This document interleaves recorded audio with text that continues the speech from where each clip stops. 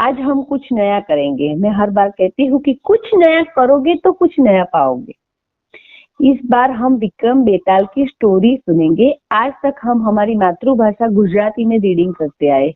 हमारे इस ग्रुप का एक उद्देश्य है कि हम लोग नियमित रीडिंग करें, हमारे में एक आदत बन जाए। इसलिए हम रोज का 10 मिनट का रीडिंग करते हैं। तो बस यही हम आगे बढ़ाएंगे।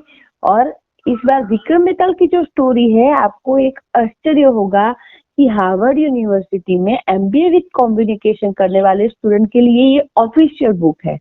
ऐसा क्यों? तो बोलते हैं कि ये बुक में बहुत सारे एथिक्स है। हमें अपने हिसाब से न्याय लिखना है। हम कुछ भी लिख सकते हैं, जैसे कि उस व्यक्ति ने ये नहीं किया होता तो ये सिचुएशन ही खड़ी नहीं होती, यहाँ गलती है। सब कुछ हम अपने हिसाब से लिखेंगे। सिर्फ मन की कसरत पे हमारा ध्यान होना चाहिए।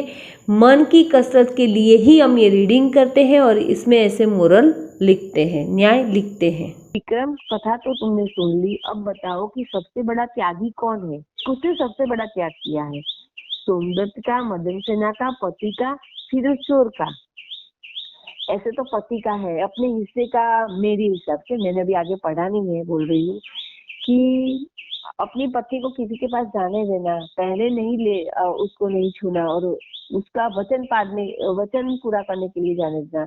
एक बहुत ही, चलो वो नैतिक है कि नहीं वो नहीं सोचते, लेकिन अपने हिस्से का त्याग करना वो बहुत बड़ी बात है। विक्रम कुछ देर तक चुप रहा। बताओ विक्रम, वरना तुम्हारी खैर नहीं। मैं जानता हूँ तुम इसका उत्तर जानते हो। बेताल, निश्चय ही उस चोर का त्याग सबसे बड़ा है। मदन सेना के पति ने तो केवल पत्नी खोने से डर से त्याग किया।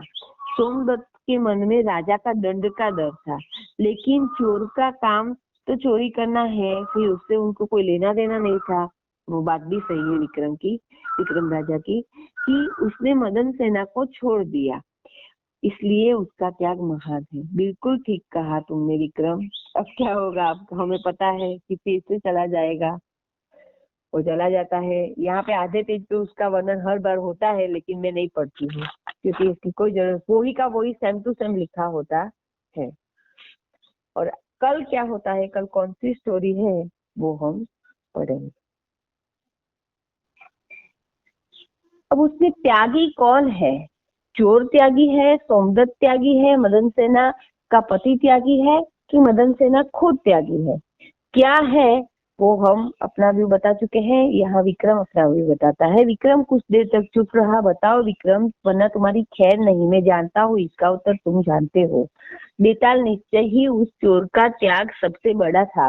मदन सेना ने अपने पति को केवल पत्नी खोने से डर से त्याग कर दिया। सोमदत्त ने मन में राजदंड का डर था, लेकिन चोर का तो काम ही चोरी करना था, फिर उसने मदन सेना को क्यों छोड़ दिया? इसलिए उसका त्याग महान है। बिल्कुल ठीक कहा विक्रम। और फिर से वो ही दोहराता है। यहाँ आधा पेज उसने ही लिखा हुआ होता है, हम उसे नहीं पढ़ते हैं।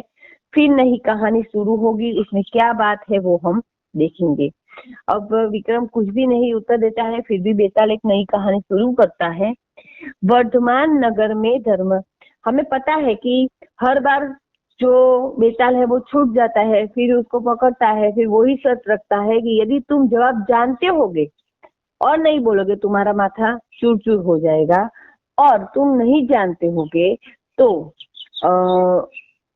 नहीं जानते होगे तो नहीं बोलोगे, लेकिन बोलोगे तो मैं चला जाऊंगा, नहीं बोलोगे तो फिर चूर चूर हो जाएगा। अब क्या करना, उसके बीच में विक्रम फंसा हुआ है। वर्धमान नगर में धर्मराजा नाम का राजा राज्य करता था। उसकी 2 रानियां थी, दोनों ही बहुत नरम स्वभाव की थी। राजा धर्मराजा उनका बहुत ध्यान रखता था। इसी नगर में एक मंदिर के पुजारी का नाम पंडित जगतराम था। मंदिर में उसके साथ ही उसकी पौत्री रूपा भी रहा करती थी। रूपा अब विवाह योग्य हो गई थी, इसलिए जगतराम हर समय उसके विवाह के बारे में सोचकर चिंतित रहने लगा। एक बार धर्मराजा उस मंदिर में पूजा करने के लिए आया और रूपा को देखकर उस पर मोहित हो गया। उसने उसी समय यह फैसला कर लिया कि वह रूपा से अपनी रूपा को अपनी तीसरी रानी बनाया था। राजमहल में वापस पहुंचकर उसने अपने दूत के द्वारा पंडित जगतराम के पास रूपा का विवाह का प्रस्ताव भिजवा दिया। राजा का प्रस्ताव मिलने पर पंडित जगतराम बेहद चिंतित हो उठा। उसकी चिंता की वजह यह थी कि एक तो राजा की पहले ही दो रानियां थी और दूसरी चिंता यह थी कि राजा की उम्र रूपा से बहुत अधिक थी। पंडित जगतराम इस प्रस्ताव को अस्वीकार करके राजा का अपमान भी नहीं करना चाहता था, लेकिन उत्तर तो देना ही था। अतः उसके राजा के दूत को रूपा की कम उम्र का कारण बताकर वापस भेज दिया। दूत ने जाकर राजा को यह संदेश दे दिया। अगले दिन सवेरे राजा स्वयं ही मंदिर में पहुंच गया और पंडित जगतराम के चरण स्पर्श करके कहा, पंडित जी, आप बेकार में ही चिंता में डूबे हैं।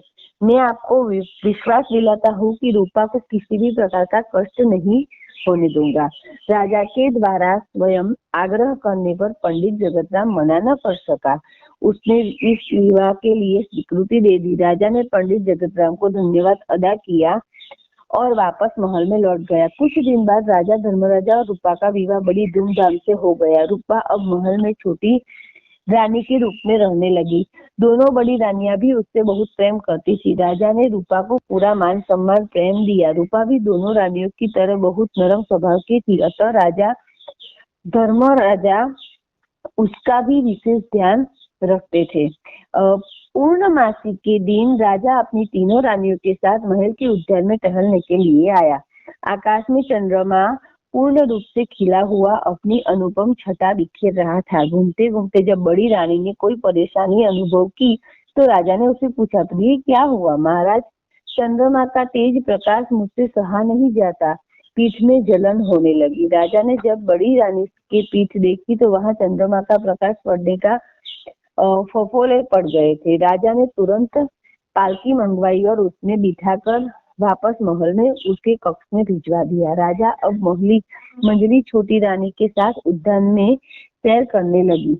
इस बीच मंजली रानी ने राजा से कहा, महाराज, यह गुलाब का फूल कितना सुंदर है, कृपया इसे तोड़कर मेरे बालों में लगा दे। राजा फूल तोड़कर उसे रानी के बालों में लगाने ही जा रहा था कि अचानक फूल हाथ से छूटकर रानी के पैरों में गिर पड़ा।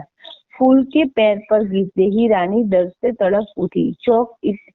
चोट इतनी तेज थी कि पैर पर घाव बन गया था, जिस वजह से रानी को चलने में परेशानी हो रही थी। राजा ने उसे सहारा दिया और उसके लिए सेवकों से कहकर पालकी मंगवाई और थोड़ी देर में पालकी आ गई और रानी पालकी में बैठकर अपने कक्ष में चली गई। अब बाग में राजा धर्मराजा और छोटी रानी रूपा ही रह गए थे। वह दोनों चांदनी रात का आनंद लेते हुए घूम रहे थे। घूमते घूमते अचानक ही छोटी रानी का सिर चकराने लगा और वह सिर पकड़कर एक और बैठ गई। राजा ने उसकी यह हालत देखी तो पूछा, प्रिय, अब तुम्हें क्या हुआ? महाराज, मेरे सिर में बहुत तेज दर्द हो रहा है। अचानक कैसे हो गया? महाराज, कहीं कोई दूर मुसल रहा है और उसकी आवाज मुझसे सहन नहीं हो पा रही है। राजा ने गौर किया तो उन्हें भी दूर से कहीं मुसल रहने की हल्की हल्की आवाज सुनाई दी, लेकिन वह आवाज इतनी हल्की थी कि यदि कोई बहुत अधिक गौर न करे तो सुनाई दे, गौर करे तो ही सुना दे। पर रानी को जब यह परेशानी हुई तो राजा ने भी उसी कक्ष में उसके कक्ष में छोड़ दिया। उसे भी कक्ष में छोड़ दिया। विक्रम कहाँ खो गए? बेताल ने कहा। अब विक्रम शांत था, लगता है कि कहानी को बड़े ध्यान से सुन रहे थे।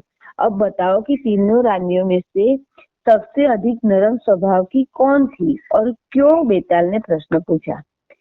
अब सबसे नाजुक कौन है, ये हमारी स्टोरी का प्रश्न है। तो हमें अपना व्यू दिखाना है कि सबसे नाजुक कौन है।